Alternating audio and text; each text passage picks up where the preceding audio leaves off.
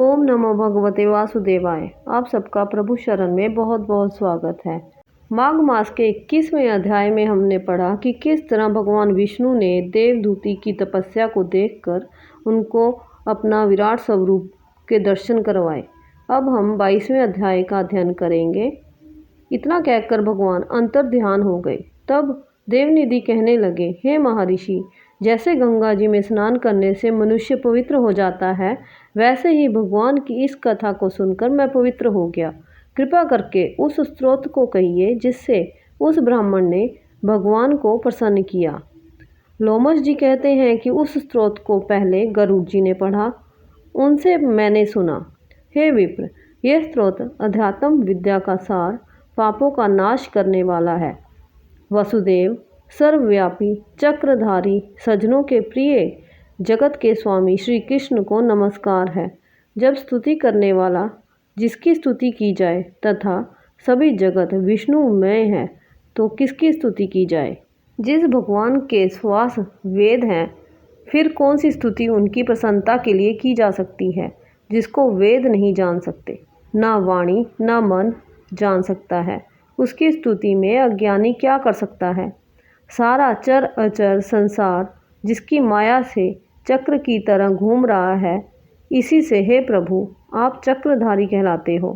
ब्रह्मा विष्णु आप ही हो। सारे संसार को उत्पन्न करने वाले ब्रह्मा को भी आप उत्पन्न करने वाले हो। जब जीव शरीर को धारण करता है तब उसमें ज्ञान उत्पन्न होता है। तुम सब सुखों के दाता हो, इसमें कोई संदेह नहीं है। आपसे संपूर्ण सुखों को देने वाली बुद्धि उत्पन्न होती है। आप ही 5 कर्मेंद्रिय, 5 महाभूत तथा मन के विविध भाव हो। ब्रह्मा विष्णु रुद्र की कल्पना से आप संसार की कल्पना इसी प्रकार करते हो जैसे पिता पुत्री की। कवियों में जो रूप शोभा देता है, उन निर्गुण विष्णु भगवान को मैं नमस्कार करता हूँ, जिसमें ज्ञान रखने से श्रुतियों में कहे हुए कर्मों को लोग करते हैं। उस परम ब्रह्मा को मैं नमस्कार करता हूँ। मैं उस सत रूप हरि को, जिसको योगी लोग सब प्राणियों में आत्म रूप में देखते हैं, उपासना करते हैं, जिसको अद्वैत कहते हुए गाते हैं और यज्ञ करते हैं, उस माधव भगवान को मैं नमस्कार करता हूँ। मनुष्यों को माया तथा मोह में पैदा हुए विचित्र आभास, अहंकार तथा ममता को जानकर खो देते हैं, उन भगवान को मैं नमस्कार करता हूँ।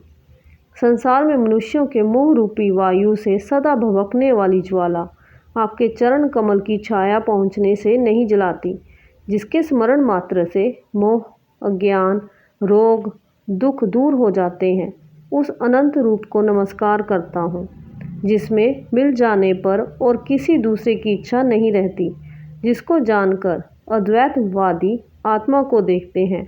यदि विष्णु शब्द का अर्थ और उसके विषय का ज्ञान एक ही होता तो इस सत्य से, हे माधव, इस संसार की माया में फंसकर तेरे ही ध्यान में रत रहता। यदि वेदांत दर्शन में भगवान सारे संसार में व्यापक है, तो इसी सत्य से भगवान में भरी निर्विघ्न भक्ति हो। जो बीज नहीं है तो भी बिना बीज के स्वयं विद्यमान है, सो वह विष्णु भगवान रूपी रंग से हमारे बीज के टुकड़े टुकड़े को, जो सृष्टि स्थिति तथा लय के लिए ब्रह्मा विष्णु महेश 3 रूप धारण करते हैं और कार्य में सत रज और तम इन 3 गुणों में विद्यमान है, वह भगवान मुझ पर प्रसन्न हो। जो प्राणियों के हृदय रूपी मंदिर में निर्मल देव वास करते हैं, वह भगवान मुझ पर प्रसन्न हो। जो अविद्यापूर्ण संसार का त्याग करता है, जगन्मय आप हो। आपका बनाया हुआ विश्व आनंद करता है। आपके त्याग करने पर अपवित्र हो जाता है और उसका साथ करने पर भी तुम बिना साथ के बने रहते हो।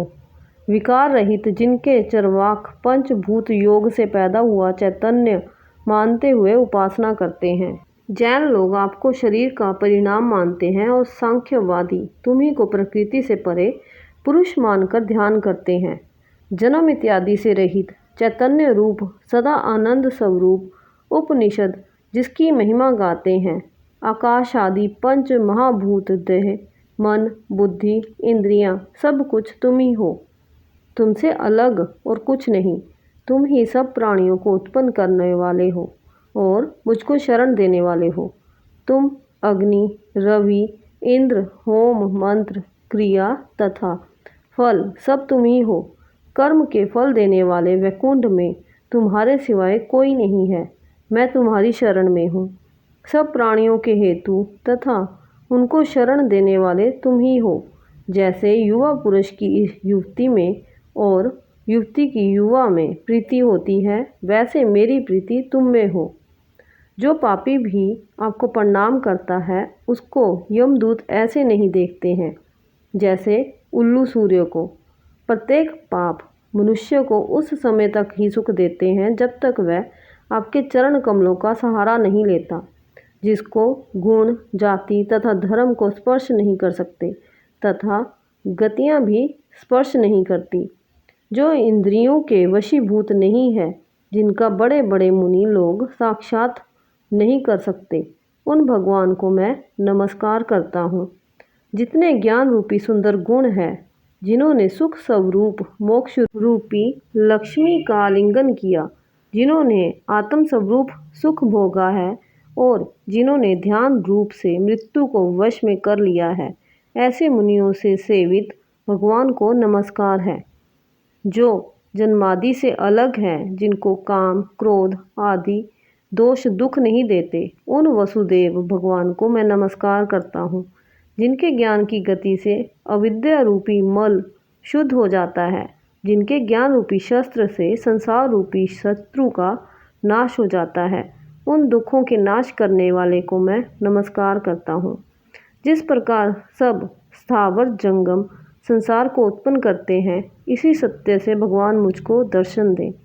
इस प्रकार उसकी सच्ची भक्ति देखकर भगवान ने प्रसन्न होकर उस ब्राह्मण को दर्शन दिए और ब्राह्मण की स्तुति से प्रसन्न होकर तथा उसको वरदान देकर भगवान अंतर्ध्यान हो गए और वह ब्राह्मण कृतकृत्य होकर भगवान में लीन हो गया और शिष्यों के साथ स्रोत पढ़ता हुआ तपोवन में रहने लगा।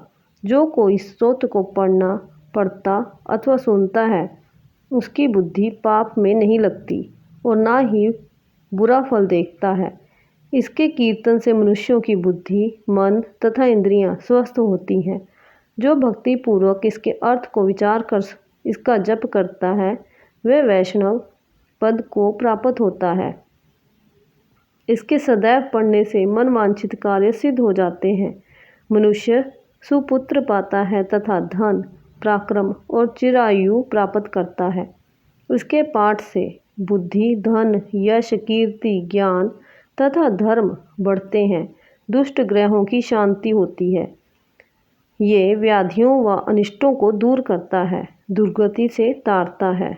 इसके पढ़ने से सिंह, व्याघ्र, चोर, भूत, देव, पिशाच और राक्षस का भय नहीं रहता। जो भगवान का पूजन करके इस स्तोत्र को पढ़ता है, वह पापों से ऐसे ही अलग रहता है जैसे जल पंख से कमल। जो इस स्तोत्र को 1 काल, 2 काल या 3 काल पढ़ता है, वह अक्षय फल प्राप्त करता है। जो मनुष्य प्रातःकाल इस स्तोत्र का पाठ करता है, वह इस लोक और परलोक में अक्षय सुख पाता है। वेद दूती का बनाया हुआ ये स्तोत्र भगवान को अत्यंत प्रिय है और भगवान के दर्शन कराने वाला है। योग सागर नाम का ये स्तोत्र परम पवित्र है। जो कोई भक्ति पूर्वक इसको पढ़ता है, वह विष्णु लोक को जाता है। इस तरह माघ माह में श्री हरि और माँ लक्ष्मी की विधिवत उपासना से सुख समृद्धि में वृद्धि होती है और मनवांछित फल की प्राप्ति होती है। बोलो विष्णु भगवान की जय, माँ लक्ष्मी की जय। और यदि आपको हमारे द्वारा सुनाई हुई विष्णु भगवान की कथा पसंद आए तो लाइक, शेयर एंड सब्सक्राइब ज़रूर करें। जय श्री राधे, जय श्री कृष्णा, राधे राधे।